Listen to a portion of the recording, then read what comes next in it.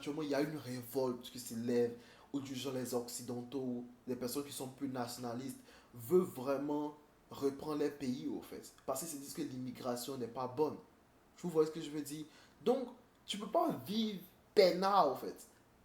Parce qu'il suffit que quelqu'un qui est nationaliste devienne Premier ministre en Angleterre et il commence à faire des lois pour pouvoir vous chasser, en fait. Aldez, les gars, comment vous allez? J'espère que vous allez bien. En tout cas, aujourd'hui, je vous parle d'un truc. Ça a l'air drôle, mais c'est important. Pourquoi c'est important? Parce que ça, c'est une erreur que beaucoup de personnes font. Et du genre se retrouvent après dans des problèmes financiers très importants, en fait. Donc, je ne sais pas si vous savez, Coachella vient de passer. Et il y a des reports, mais il y a des rapports qui sont sortis disant que un fort pourcentage des personnes qui sont allées à Coachella n'ont même pas pu payer le ticket entièrement en fait. Donc ils ont payé le ticket sur credit card, c'est-à-dire que ils ont fait des paiements, ils ont payé le ticket avec des crédits en fait. Ils vont faire des paiements, par exemple si le ticket est 1000 $ pour les 3 jours, ils vont payer 250 maintenant, ils vont payer 250 dans 2 mois, ils vont payer 250 en 4 mois, 250 en 6 mois par exemple. Tu vois. Donc je voulais vous dire ici que pourquoi à cause de d'aller voir des artistes aller dans la foule, sauter comme un rigolo ou un bouffon, tu vas te mettre en tête, au fait. Et tu peux dire que bon, ça c'est États-Unis, au pays ici, il n'y a pas les trucs de dette, tout ça. Mais c'est faux. C'est faux. Parce que actuellement où je vous parle, il y a des personnes qui commencent à acheter beaucoup de choses avec les dettes. Et Héros National, c'est pas juste dans les pays non pays locaux. La diaspora aussi est là-bas. Donc quand je parle, il ne parle pas juste de Côte d'Ivoire, il ne parle pas juste de Cameroun, il ne parle pas juste de Togo. Je parle aussi des États-Unis, du Canada, la France, de l'Ukraine, de la Russie, tout, un peu partout en fait. Partout où il y a des personnes qui veulent être des héros nationaux, je vous parle à vous. Faites attention avec cette idée de prendre des choses à crédit en fait. Et c'est même pas juste les crédits bancaires, même les crédits avec des institutions financières aussi. Faites attention. Aujourd'hui, il y a vraiment cette tendance de, ils appellent ça euh, buy now, pay later. Où genre, genre attribue-toi le produit maintenant, mais tu peux payer dans les prochains mois en fait. Ça, c'est un mauvais truc.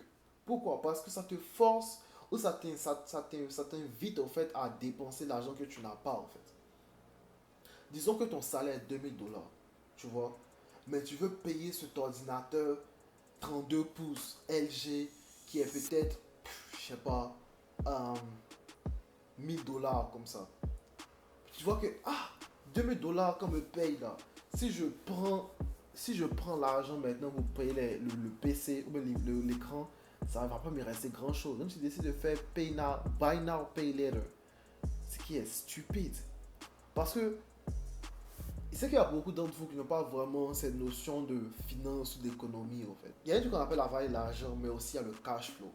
Donc, en quelque sorte, quand tu fais le buy now, pay later, tu es en train de prendre tu es en train de borrow, en fait, un cash flow que tu n'as pas encore, en fait.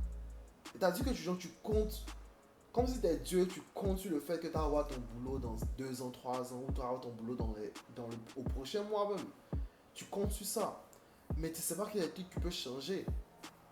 Un pays peut rentrer en guerre, ou un pays peut avoir une crise financière, faire faillite, ta compagnie peut faire faillite, et du genre tu perds ton boulot. Et tu te retrouves maintenant bloqué parce que tu n'as plus de ressources pour pouvoir rembourser les crédits que tu as pris pour un écran même qui n'était même pas important en fait. Vous voyez ce que je veux dire? Donc c'est ça un peu le problème de beaucoup de personnes. Par exemple, moi je suis fan de parfum. Tu vois ce que je veux dire? Mais t'as pas me voir en train de faire un buy now pay later pour un parfum en fait. Pourquoi je vais faire un buy now pay later pour un parfum en fait? C'est même pas intelligent. Un truc que je vais même pas mettre chaque jour. Mais je vous dis clairement qu'aujourd'hui, il y a beaucoup de personnes qui font ça. Ils s'endettent pour pouvoir acheter des parfums qu'ils vont utiliser peut-être une fois par mois. Pourquoi en fait? Si ton salaire ne te permet pas de prendre un parfum de 300 $, va prendre un parfum de 50, 100 $. Oh, mais économise ton argent sur quelques mois et puis tu prends le parfum $300. C'est encore plus rewarding, plus gratifying quand tu as fait l'effort intellectuel, financier pour pouvoir t'offrir quelque chose que de juste choisir la facilité et de prendre une dette pour pouvoir payer tes choses, en fait. C'est pas intelligent.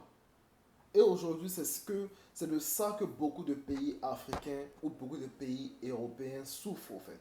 Vous êtes dans la diaspora euro-nationaux, évitez de fonctionner comme ces personnes. Si tu es ivoirien, tu es aux États-Unis, faut pas faire comme un Américain, en fait. L'Américain qui est là, il peut déclarer faillite ici, et puis dans 20 ans, il va devenir millionnaire. Mais toi, Africain, qui vis aux États-Unis, ta capacité de pouvoir faire ça, ta capacité à pouvoir bounce back, de déclarer faillite, là, c'est pratiquement impossible, en fait. Tu n'es pas américain, en fait. Et puis, il ne parle pas de tes capacités, il parle juste que le statut, au fait, de citoyenneté que tu n'as pas, en fait. Tant que tu n'es pas américain, il y a beaucoup de choses que tu dois éviter. Tes réalités, les réalités d'un américain, les réalités d'un africain sont très différentes. Vous pouvez être dans le même pays et vous avez différentes réalités, au fait. Tant que tu es africain, il y a beaucoup de choses que tu dois vraiment t'occuper. Il y a ta famille, il y a tes parents, il y a tout le monde qui compte sur toi. Un Américain, il vit seul. Il a juste sa femme, il a juste son enfant en fait. Il vit seul, il n'a pas grand-père qui vient nous voir un message pour lui dire il faut m'envoyer 5 000. Il n'y a pas ça, il n'y a pas grand frère, il n'y a pas cousin. Ils vivent seuls. Donc du coup, quelqu'un comme ça là, tu peux pas aller faire dépenser l'argent comme lui. Un Américain roule dans sa Mercedes.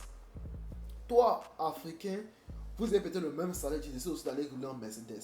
Mais ce n'est pas les mêmes réalités au fait. C'est pas parce que tu peux pas t'offrir une Mercedes, c'est juste que il y a beaucoup de choses que tu dois, il y a beaucoup de trucs que en fait, tu dois penser et repenser et te dire vraiment si acheter cette Mercedes, ça c'est vraiment important en fait, actuellement où tu en es en fait, ou actuellement dans ta position en fait. Tu peux avoir l'argent, hein, mais tu te dis que, est-ce que même investir dans mon pays n'est pas peut-être une meilleure idée que d'acheter cette Mercedes merdique là qui a conduit à tomber en panne dans 2 ans en fait. C'est des questions que je dois te demander. Parce que au moins l'investissement de mon pays là, je suis en train de faire ce qu'un néo-national est censé faire. Et par chance, ou du genre, avec le temps, je vais pouvoir récolter les fruits de cet investissement là en fait. Tu vois ce que je veux dire? Donc c'est très important en fait de pouvoir faire ce discernement là en fait. Faut pas vivre comme les occidentaux parce que tu es dans les pays en fait. Tu as tes réalités. Aujourd'hui où on vous parle, les Africains n'ont pas beaucoup de temps en fait. Il y a trop de personnes qui veulent. Vous voyez que actuellement il y a une révolte qui s'élève où du genre les occidentaux, les personnes qui sont plus nationalistes veulent vraiment reprendre les pays au fait. Parce qu'ils se disent que l'immigration n'est pas bonne. Vous voyez ce que je veux dire? Donc tu peux pas vivre peinard en fait. Parce qu'il suffit que quelqu'un qui est nationaliste devienne premier ministre en Angleterre et il commence à faire des lois pour pouvoir vous chasser en fait. Ou bien on vous propose de l'argent pour retourner dans votre pays. Donc c'est toi qui dois être intelligent en fait et pouvoir vraiment avoir ta bulle de sauvetage en fait. Tu dois avoir ta bulle de sauvetage, tu dois avoir les investissements au pays. Par, par malchance, si tu dois rentrer au pays, ou bien du genre, là, si dans le cas où tu dois rentrer au pays, tu ne rentres pas bredouille en fait. Tu rentres avec ton expérience, tu rentres avec tes investissements que tu as fait, tu rentres avec ton saving que tu as ici en Europe ou en Occident. Et maintenant tu cherches ton boulot, ça te donne un peu de temps, plus de liberté d'esprit au fait. Mais le fait que beaucoup de personnes se mettent à vivre comme si c'était des occidentaux, c'est pas intelligent en fait. C'est vraiment pas intelligent. Donc c'était ça un peu mon message du jour.